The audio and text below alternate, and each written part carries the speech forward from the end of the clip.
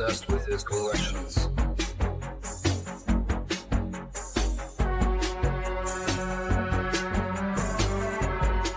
Hello and welcome along to Mondo Chelloveck Movies. My name is John, and this video is going to be my first part in a deep dive into the Italian collection from 88 films.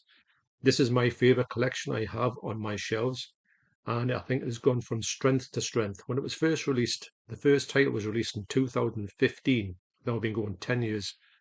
I think they've went from strength to strength, and I think they've introduced me to some amazing films that I would have never known about. So on this first part, I've selected the first 5 titles on Blu-ray. There is some 4Ks to talk about as well, or upcoming 4Ks. And I will tell you a little bit about the movie. I'll tell you about if they were banned or not. There's quite a few banned video nasties in this collection as well.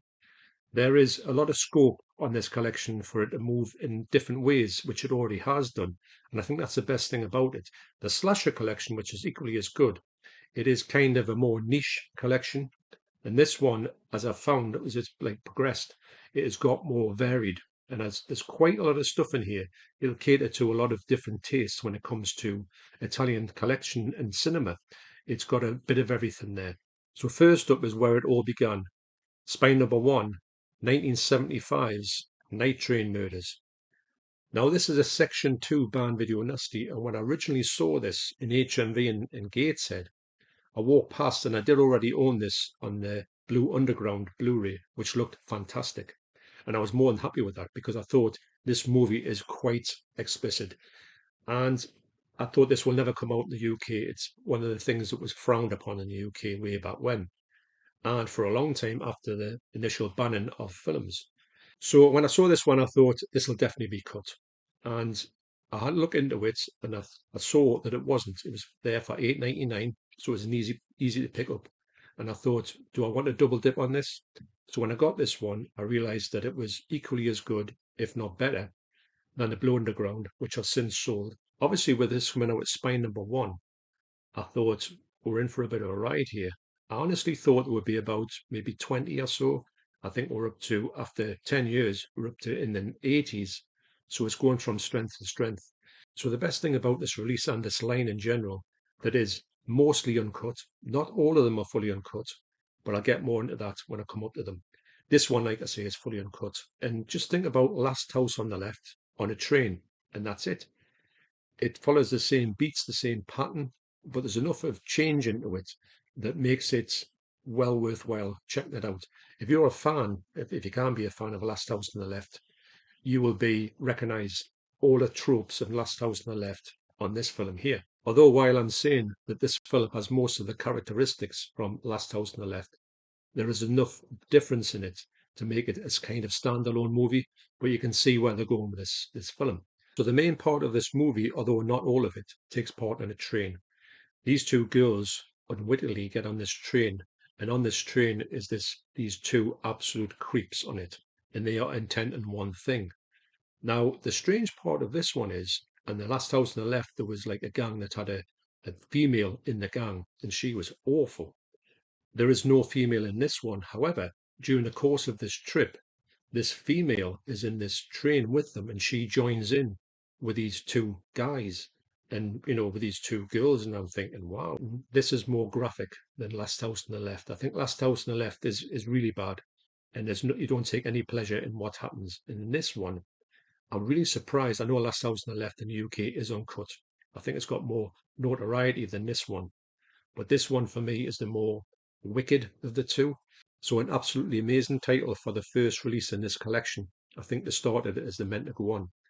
Now the quality on here, put some screenshots on as I always do. The quality on here is absolutely superb. Now this film was directed by Aldo Lado and does star Irene Miracle, who was actually in Dario Argento's Inferno, which is super hard to get. Hopefully that'll come on to 4K soon.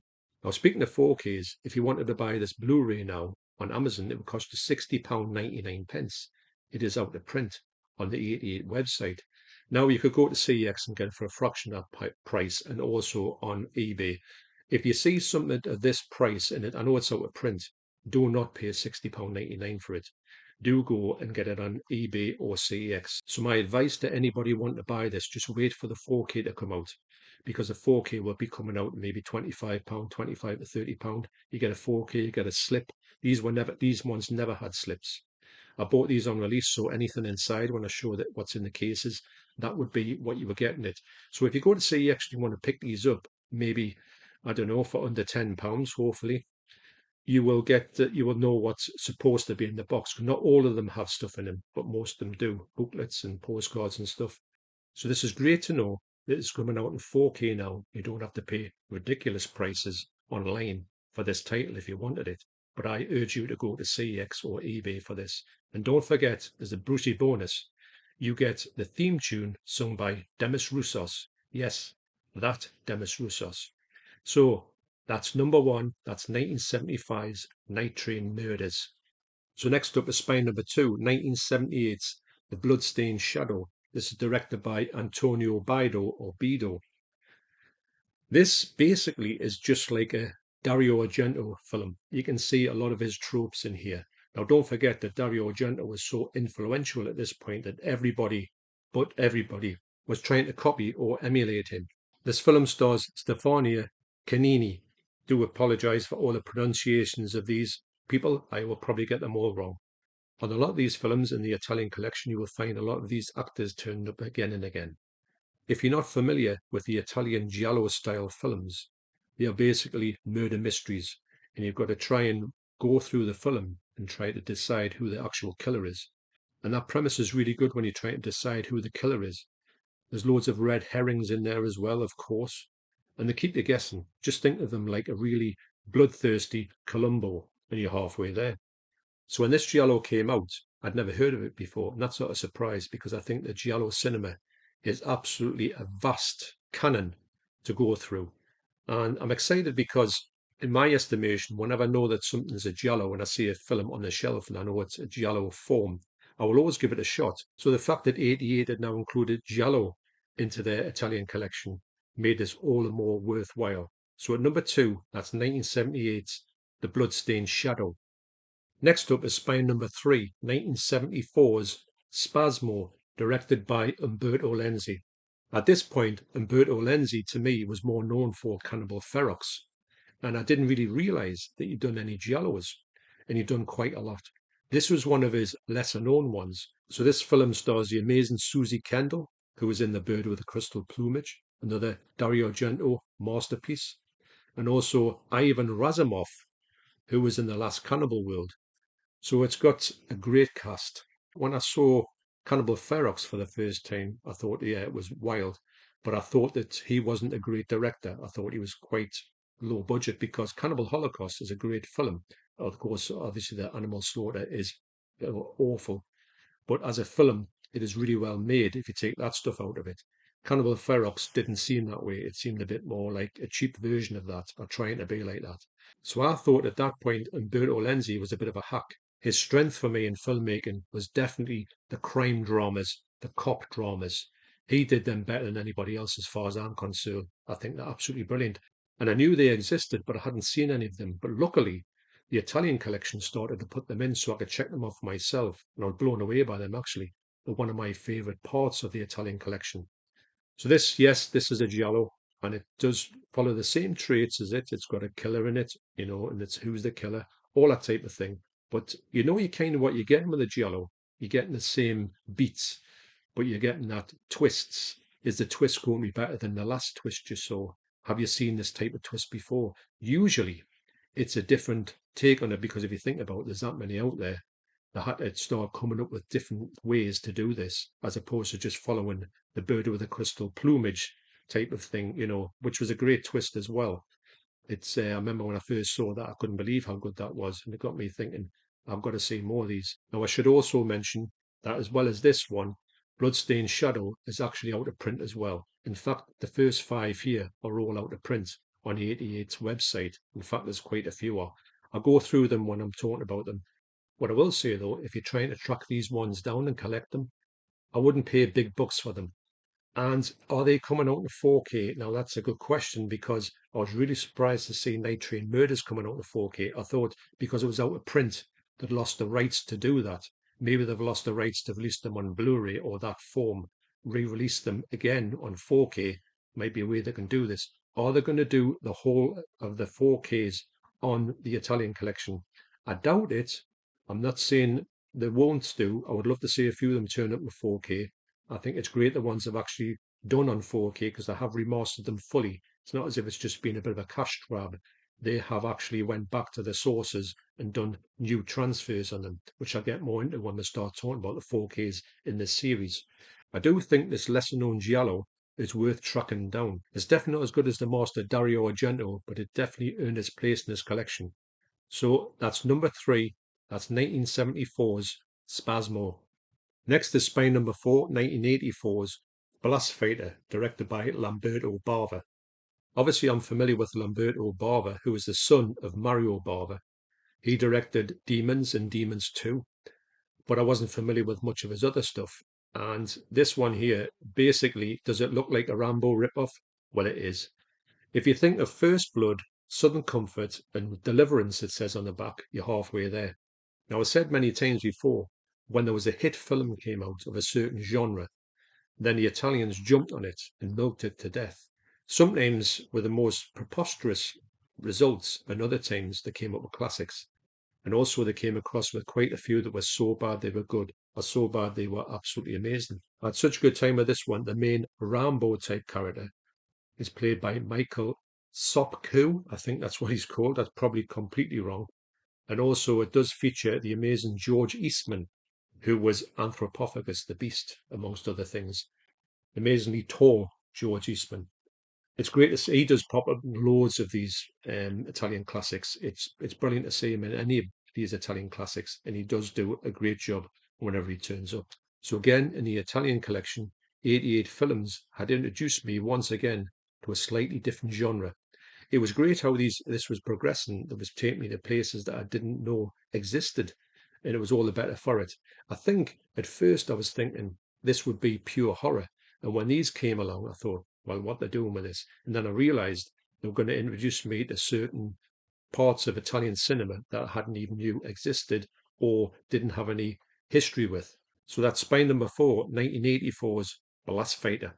So last up in this video is spine number 5, 1980's Zombie Holocaust, directed by Frank Martin. Now, Frank Martin is a pseudonym for Mario Girolami, if I get that right. And this was a great film to see come out because this was another one that was released in the US, and I thought I did have it on Code Red, I think, maybe. And this has always looked, it's always looked a little bit ropey when it came out on any form of physical media. Now, weirdly enough, Zombie Holocaust was never on any of the Video Nasties lists. I couldn't believe that when I was looking through the list. I thought, where's Zombie Holocaust? And it's just not on there. I don't know why that was, but I do know it was unsuccessfully tried as a Section 2 Video Nasty, and that didn't work out, so it was kind of let off. Bit of a strange one, that. There's a lot of ones on the Video Nasties that you think would definitely be on there, and they're not, and vice versa. But again, as I've talked about all of these 5 ones here, they're now out of print, and more are out of print on the 88 website. So if you want to start collecting these ones and do what I've done and collect the whole lot, because don't forget, if you want to go back to the start of it, you will be looking at them in this form, in this plain one, no slipcover. And the slipcovers were not out for quite a while, although some of them did get slipcovers. Now, maybe this did have a slipcover when it first came out, but do know the slipcovers were sporadic. That's why I didn't really do it until I know the slipcovers were coming out, for all of them from a certain point. That's why you see them on the shelf like that.